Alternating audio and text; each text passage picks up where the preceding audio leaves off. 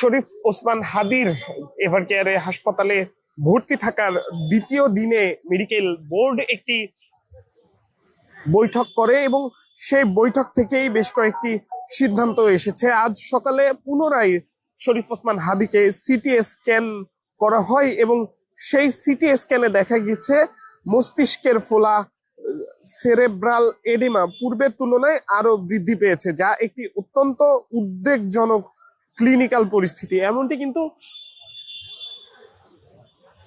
Medical বোর্ডের যে বিবৃতি, সেই বিবৃতিতে জানানো হয়েছে। আমরা আপনাদেরকে জানিয়ে রাখছি, এভারকেয়ার হাসপাতালের সামনে থেকে গত শুক্রবার গুলিবিদ্ধ ইনক্লাব মঞ্চের মুখপাত্র শরীফ ওসমান হাদির শারীরিক পরিস্থিতির সর্বশেষ দ্বিতীয় দিনে মেডিকেল বোর্ডের যে বৈঠক, সেই বৈঠক শেষে তারা একটি আনুষ্ঠানিক বিবৃতি দিয়েছে। ইনক্লাব মঞ্চের মুখপাত্র শরীফ ওসমান হাদির চিকিৎসার জন্য বিভিন্ন বিভাগের বিশেষজ্ঞ চিকিৎসকদের সমন্বয়ে গঠিত মাল্টি ডিসিপ্লিনারি মেডিকেল বোর্ড আজ সকাল থেকেই একটি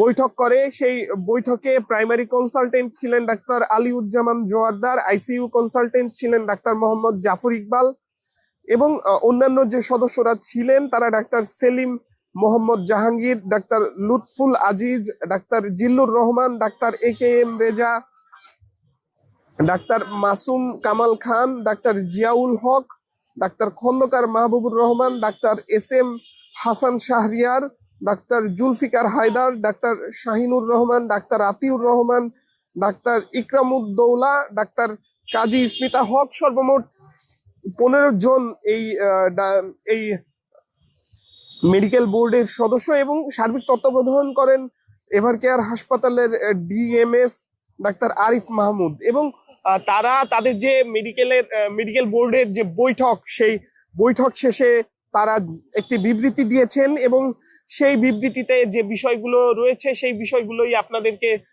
জানানোর চেষ্টা করছি। গত 12 ডিসেম্বর 2025 তারিখে ঢাকা মেডিকেল কলেজ হাসপাতালে শরীফ ওসমান হাদির প্রয়োজনীয় সার্জিক্যাল অপারেশন সফলভাবে সম্পন্ন হয়।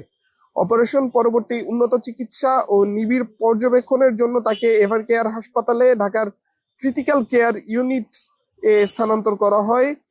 আজ চিকিৎসার দ্বিতীয় দিনে মেডিকেল বোর্ড পুনরায় তার শারীরিক অবস্থা মূল্যায়ন করেছে এবং সকালে পুনরায় সিটি স্ক্যান করা হয়। সেই সিটি স্ক্যানে দেখা যায় মস্তিষ্কের ফোলা বা সেরিব্রাল এডিমা পূর্বের তুলনায় আরো বৃদ্ধি পেয়েছে, যা একটি অত্যন্ত উদ্বেগজনক ক্লিনিক্যাল পরিস্থিতি। এবং আরো বিবৃতিতে আরো বলা হয়, রোগীর ফুসফুসের কার্যকারিতা ও মেকানিক্যাল ভেন্টিলেটরের অবস্থা বর্তমানে স্থিতিশীল রয়েছে। এই ক্ষেত্রে উল্লেখযোগ্য উন্নতি বা অবনতি পরিলক্ষিত হয়নি। চেস্ট ড্রেইন টিউব সচল রয়েছে।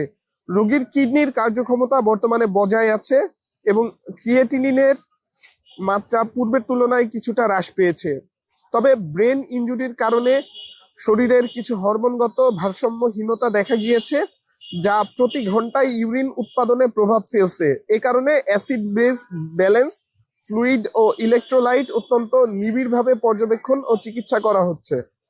তারা আরো জানিয়েছেন, বিবৃতির মাধ্যমে আরো জানিয়েছেন, রক্ত জমাট বাঁধা ও রক্তক্ষরণের ভারসাম্যহীনতা বর্তমানে অনেকাংশে নিয়ন্ত্রণে রয়েছে। তারা আরো জানিয়েছেন, ব্রেন স্টেমে আঘাত ও মস্তিষ্কের অতিরিক্ত ফোলাজনিত চাপের কারণে রোগীর রক্তচাপে ওঠানামা পরিলক্ষিত হচ্ছে।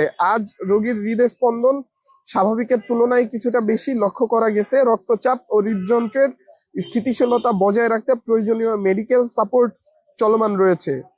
রোগীর ব্লাড সুগার নিবিড়ভাবে মনিটর করা হচ্ছে। এই ধরনের জটিল ও সংকটাপন্ন শারীরিক অবস্থায় ব্লাড সুগারের ওঠানামা একটি পরিচিত ক্লিনিক্যাল চ্যালেঞ্জ।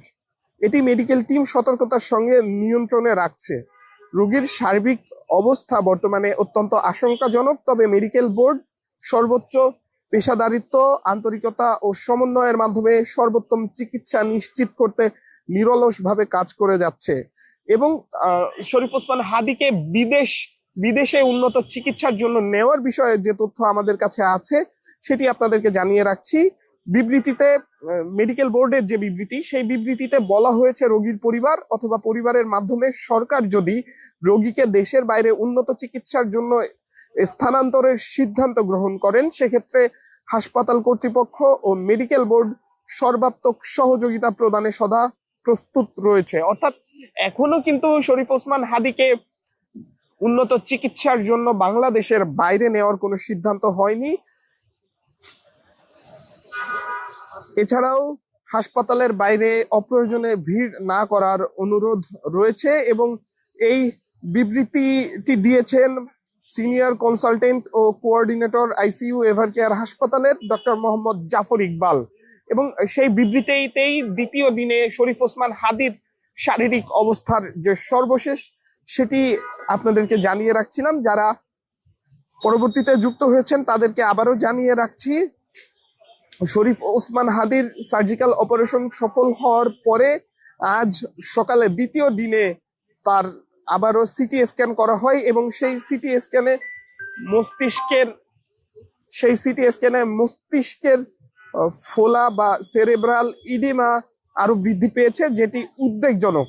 ফুসফুসের কার্যকারিতা এবং মেকানিক্যাল ভেন্টিলেটর অবস্থা বর্তমানে স্থিতিশীল রয়েছে।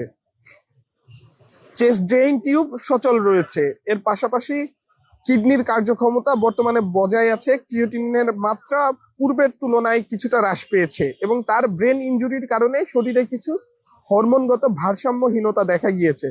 রক্ত জমাট বাধা ও রক্তক্ষরণের ভারসাম্যহীনতা বর্তমানে অনেকাংশে নিয়ন্ত্রণে রয়েছে।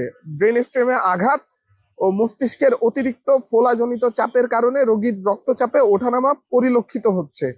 রোগীর ব্লাড সুগার নিবিড়ভাবে মনিটর করা হচ্ছে। এটাই ছিল শুক্রবার নির্বাচনী প্রচারণা শেষে ঢাকা ৮ আসনের স্বতন্ত্র প্রার্থী ইনকলাব মঞ্চের মুখপাত্র শরীফ ওসমান হাদীর শারীরিক অবস্থার সর্বশেষ। এতক্ষণ বাংলা নিউজের সম্প্রচারে আমি আজবার রাত যুক্ত ছিলাম আপনাদের সাথে। পরবর্তীতে আবারও যুক্ত হব অন্য কোনো ঘটনা কিংবা সংবাদ নিয়ে। ততক্ষণ পর্যন্ত বাংলা নিউজের সাথেই থাকুন।